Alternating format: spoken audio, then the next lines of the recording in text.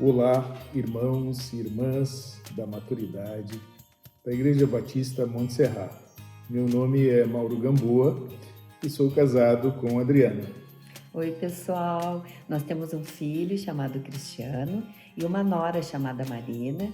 E agora em setembro nós vamos receber a nossa netinha também, a Manuela. Estamos muito felizes como família e que bom estarmos conectados novamente nesse dia.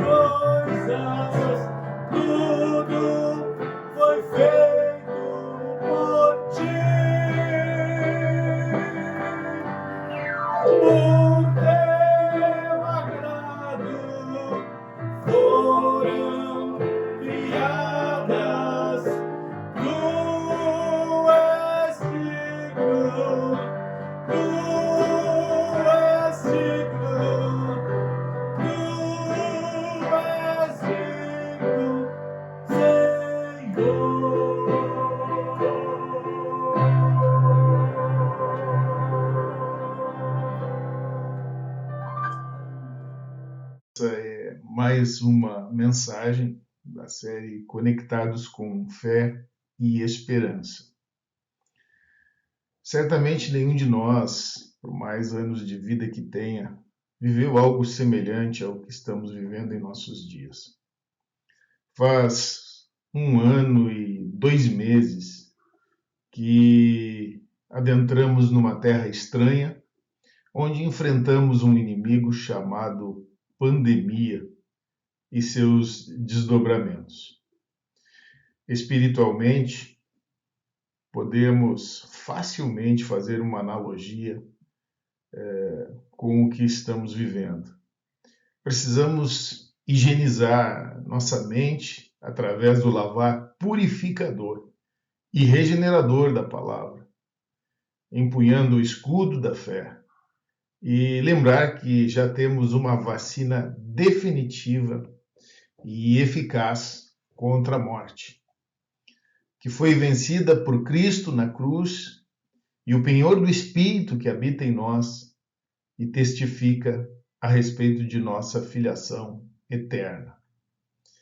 E é nesse Espírito, o Espírito Santo de Deus, que recebemos a força e o poder que vivifica a palavra e alimenta a nossa fé, para perseverarmos, independente de circunstâncias, para o alvo em Cristo nosso Senhor. Nossa identidade e missão precisam ser constantemente avivadas para continuarmos mantendo o foco. E a palavra nos revela momentos de perplexidade e desafio também na história do povo de Deus. Após Deus libertar prodigiosamente o povo da escravidão do Egito, dizimar a resistência e o exército de Faraó, abrir o Mar Vermelho, sustentar o povo com água que fluía da pedra, maná e até codornizes, o povo chegou às margens da terra prometida e Deus falou com Moisés. Em Números, capítulo 13, versículo 1 e 2, e o Senhor disse a Moisés: envie alguns homens em missão de reconhecimento à terra de Canaã, terra que dou aos israelitas. Envie um líder de cada tribo dos seus antepassados. Note que Moisés disse a terra que dou aos israelitas. Podemos perceber a promessa, inclusive na ordem de enviar líderes, espias, para ver aquela terra. E eles foram, espiaram a terra. E em Números, no capítulo 13, 27 a 33, a Escritura nos diz: e deram o seguinte relatório a Moisés: entramos na terra a qual você nos enviou, onde mana leite e mel. Aqui estão alguns frutos dela, mas o povo que lá vive é poderoso, e as cidades são fortificadas e muito grandes. Também vimos descendentes de Enaque. Os amalequitas vivem no Neguebe, os hititas, os jebuseus e os amorreus vivem na região montanhosa. Os cananeus vivem perto do mar e junto do Jordão. Então Calebe fez calar o povo perante Moisés e disse: subamos e tomemos posse da terra. É certo que venceremos. Mas os homens que tinham ido com ele disseram: não podemos atacar aquele povo. É mais forte do que nós. E espalharam entre os israelitas um relatório negativo acerca daquela terra. Disseram: a terra para a qual fomos em missão de reconhecimento devora os que nela vivem. Todos os que vimos são de grande estatura. Vimos também os gigantes, os descendentes de Enaque, diante de quem parecíamos gafanhotos, a nós e a eles. Naquela noite, toda a comunidade começou a chorar em alta voz. Todos os israelitas queixaram-se contra Moisés e contra Arão. E toda a comunidade lhes disse: quem dera tivéssemos morrido no Egito, ou neste deserto, porque o Senhor está nos trazendo para esta terra, só para nos deixar cair a espada. Nossas mulheres e nossos filhos serão tomados como despojos de guerra. Não seria melhor voltar para o Egito? A terra mana leite e mel, mas as circunstâncias são extremamente adversas.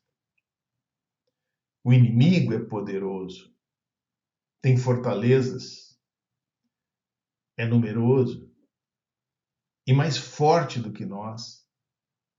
A terra devora os que nela vivem. Todos eram grandes, ainda existiam gigantes. E nós parecíamos gafanhotos diante deles. Eles esqueceram a promessa. Eles esqueceram a grandeza do Deus que fez a promessa e o poder que ele tem. abriram mão da fé, da promessa e da condução de Deus em suas vidas. Em Números, no capítulo 14, no versículo 11, o Senhor diz a Moisés: até quando este povo me tratará com pouco caso? Até quando se recusará a crer em mim, apesar de todos os sinais que realizei entre eles? Deus irou-se com o povo e quis destruí-lo. Mas Moisés intercedeu pelo povo e Deus atendeu ao seu pedido. Números 14, de 20 a 24, dá a resposta do Senhor ao seu servo Moisés, que intercedeu pelo povo. O Senhor respondeu: eu o perdoei conforme você pediu. No entanto, juro pela glória do Senhor que enche toda a terra, que nenhum dos que viram a minha glória e os sinais miraculosos que realizei no Egito e no deserto, e me puseram à prova e me desobedeceram 10 vezes, nenhum deles chegará a ver a terra que prometi com juramento aos seus antepassados. Ninguém que me tratou com desprezo haverá.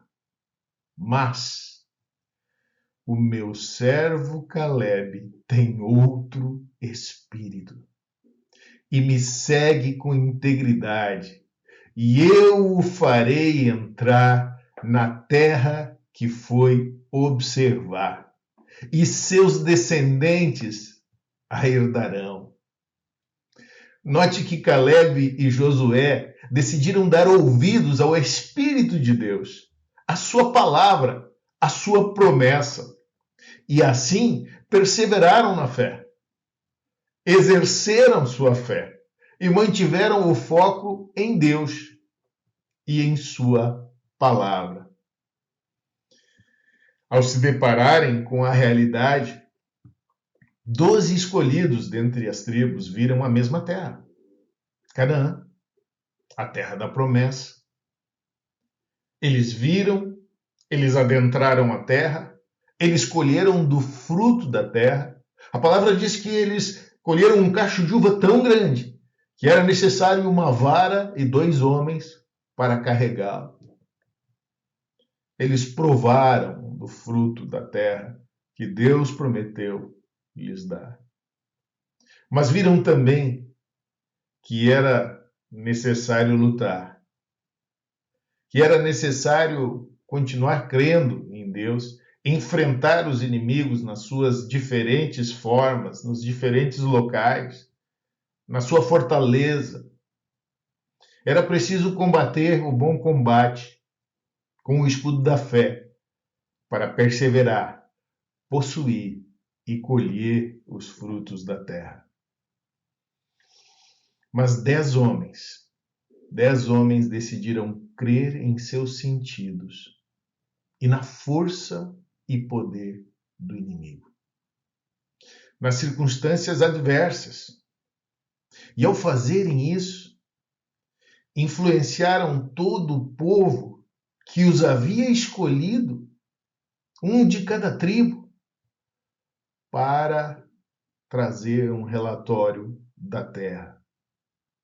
E o povo decidiu não ouvir Josué e Caleb e resolveu dar crédito aos outros 10, que deram mais crédito ao inimigo, engrandecendo do que ao Deus Todo-Poderoso, Criador dos céus e da terra.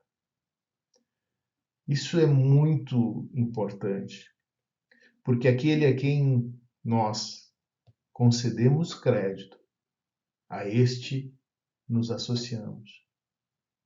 A quem você dá crédito, você se associa. E ao fazerem isso, eles escutaram o relatório dos 10 que não tinham o espírito que estava em Josué e Calebe. Eles ouviram relatórios negativos, situações adversas, e escolheram crer nestes relatórios negativos.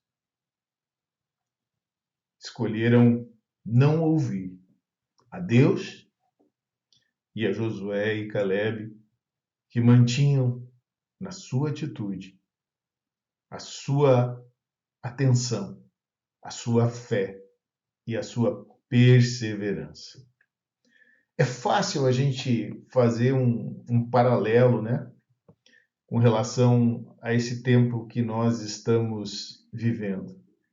A gente ouve hoje a respeito do tamanho da pandemia, o número de infectados, o número de mortos, a força do vírus, o tamanho da crise econômica, política, social, e as igrejas fechadas ou com acesso restrito.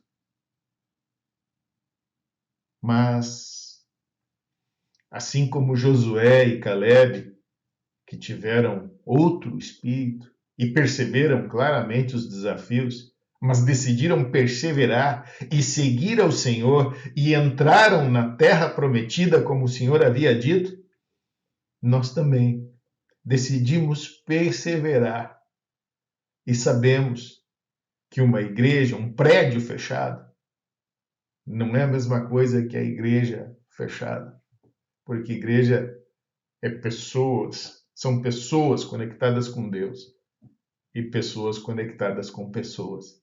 Essa é a igreja do Senhor e essa nunca será fechada. Nunca terá restrição de público. Todo aquele que crê será salvo. A palavra nos diz em Hebreus capítulo 10, do verso 35 e 36, por isso, não abram mão da confiança que vocês têm. Ela será ricamente recompensada. Vocês precisam perseverar, de modo que, quando tiverem feito a vontade de Deus, recebam o que Ele prometeu. Por quanto tempo, na adversidade, eles mantiveram sua fé e perseverança e a obediência ao Espírito? Eles não puderam entrar na terra. Eles peregrinaram no deserto mais 40 anos. Aquela geração de homens sucumbiu nessa peregrinação. Mas Josué e Calebe continuavam. Quanto tempo eles peregrinaram? A palavra nos mostra que mais de 40 anos depois, Israel voltou para tomar posse da terra e, como Deus havia declarado, somente Josué e Calebe adentraram a terra da promessa. E nessa ocasião, Calebe, já com 85 anos, ele disse a Moisés, em Josué capítulo 14, do versículo 9 ao versículo 15.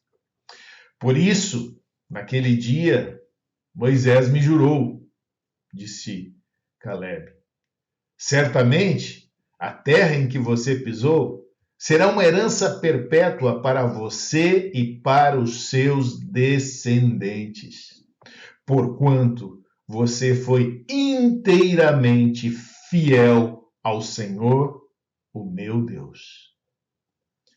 Pois bem, o Senhor manteve-me vivo como prometeu. E foi há 45 anos que ele disse isso a Moisés, quando Israel caminhava pelo deserto.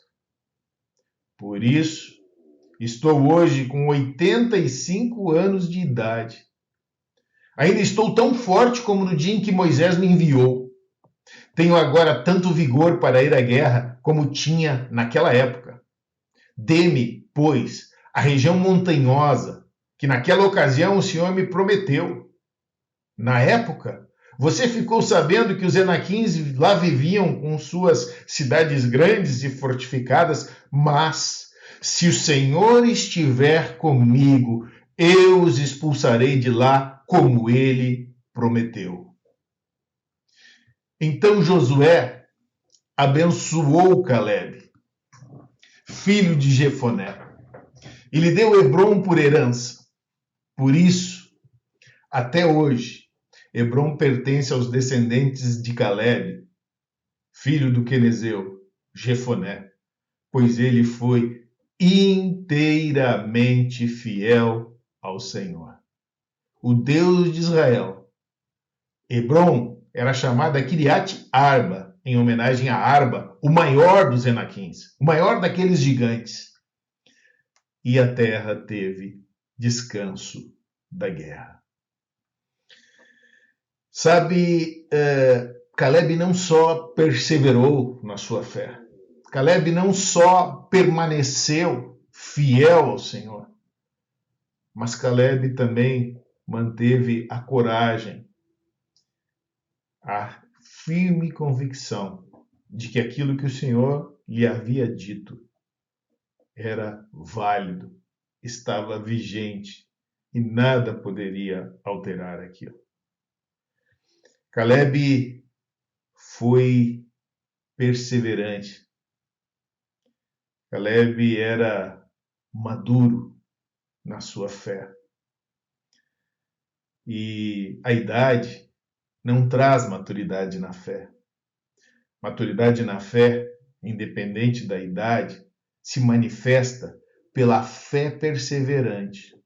A consciência de Deus presente em nós, através do seu Espírito e a nossa dependência dele.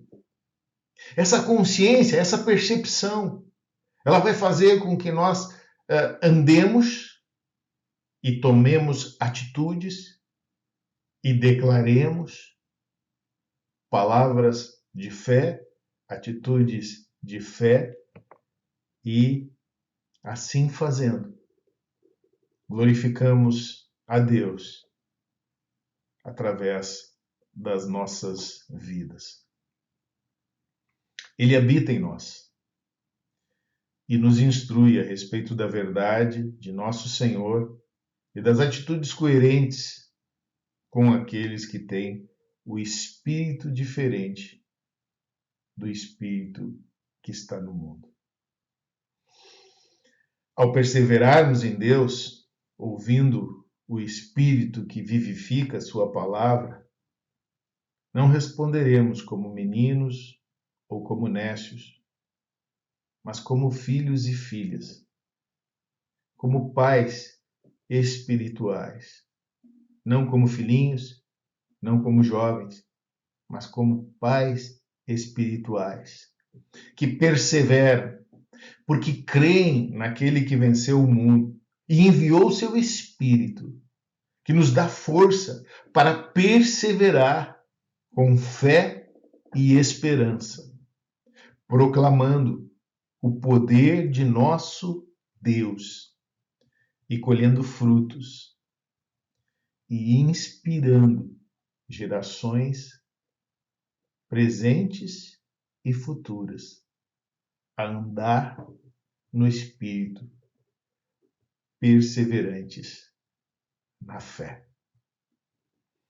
Esse é nosso encargo, esse é nosso chamado, essa é a nossa responsabilidade como pais espirituais. E é preciso que hoje nós o façamos para que possamos, sim, como eleitos, escolhidos, nação santa, ser pais espirituais das gerações vindouras. Que Deus nos capacite para isso. Vamos orar juntos.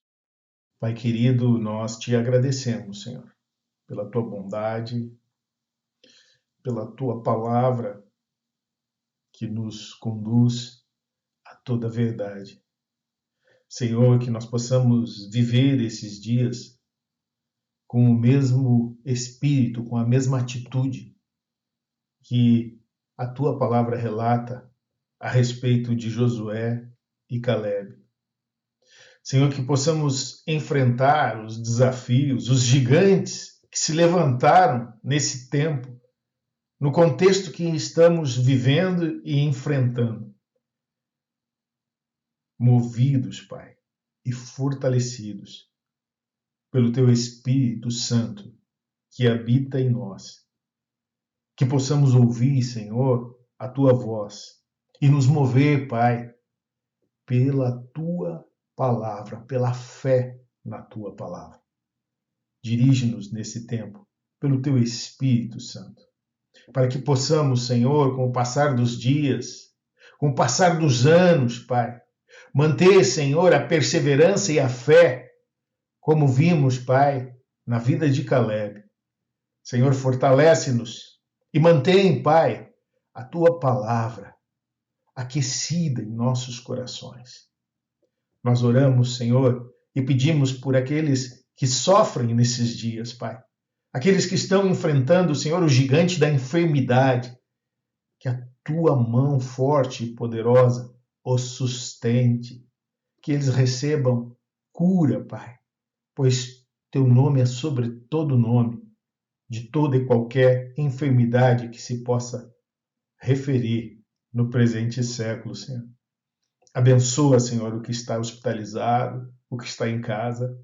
Abençoa, Senhor, aquele que pranteia, Senhor, uma perda e possa ter o coração, Senhor, alentado, aquecido pelo mover do Teu Espírito. Que aquela paz que o mundo não pode nos dar, aquela paz que Jesus disse, deixo-vos a paz, a minha paz vos dou. Encha, Pai, o coração de cada um que nos ouve nesse dia. Senhor, e que nossa geração, nós, Pai, que somos aqueles que podem ser chamados de 60 mais, que possamos, Deus, nesse tempo entender que a nossa força não está no nosso vigor físico, que a nossa força vem de Ti, Pai, e que mantenhamos acesa a chama da fé nos nossos corações e que continuemos, Senhor, proclamando a Tua palavra e vivendo, Senhor, com fé e esperança para inspirar, Pai, essa geração e as gerações vindouras. Nós oramos, Deus, e Te agradecemos no nome santo e poderoso de nosso Senhor e Salvador Jesus Cristo. Amém e amém.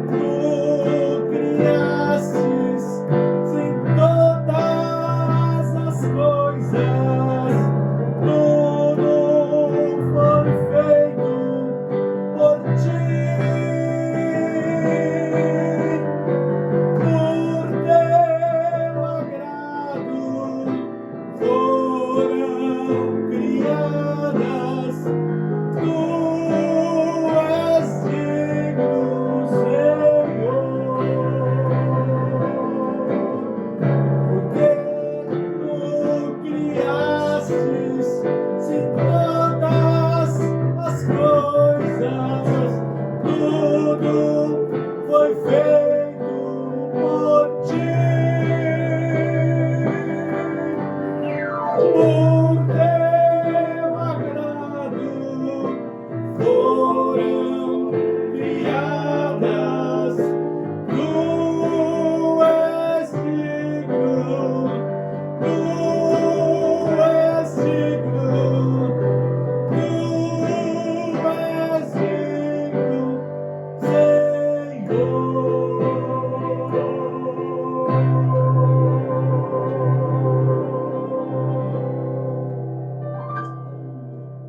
E agora, pessoal, nós vamos para o nosso momento formativo com a nossa querida irmã Alessandra Pazzini, que ela é personal organizer. Ela vai nos dar dicas de como nós organizarmos ainda mais os nossos lares.